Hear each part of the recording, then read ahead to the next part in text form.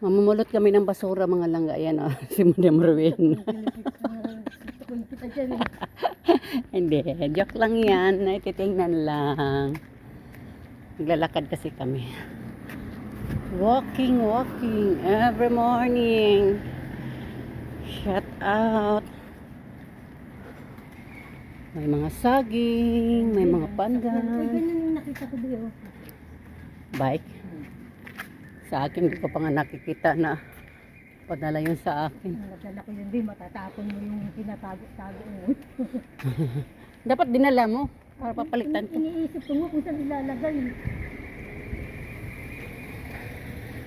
Oh, yung pinadala ko yung maliit na bike na inano ko, ay pinagagawa ng mga bata doon. Yung cute na parang Lego.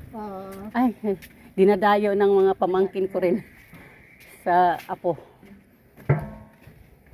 Kaya mo, may padating na uling bike. Dinadayo nila, maglaro sila. Sabi ko, di ba yung maglaro dyan sa loob lang ng bahay. Oo, wag lang Huwag lang dadalhin doon kung saan saan. kain ba yung babalang Para may mga laruan.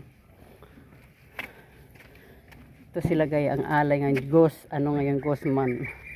Tapos na kahapon pa. Ay, nung ano pala? Last kahapon, no? Oo. Di ba bali naman ngayon?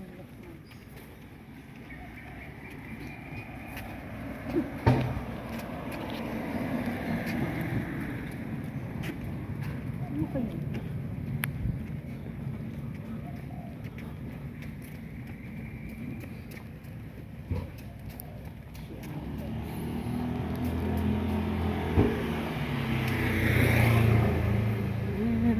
Ito yung mga bahay dito, naglalakihang mga bahay.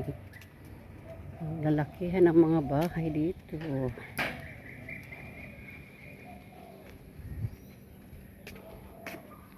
Ganda ng bahay. Itong bahay na to gawa ng amo namin to. Project ng amo namin. Ang ganda na, no? Siguro ang lawak nito sa loob. May ano din pala to, may terrace pala doon sa dulo, oh. Ang ganda. Ano natin yung pinipicture ni sir? Ang ganda ng pagka... Kumot din. Be, huwag ka maghanap ng kumot, baka kinumot dun saan. Sa patay. Ay.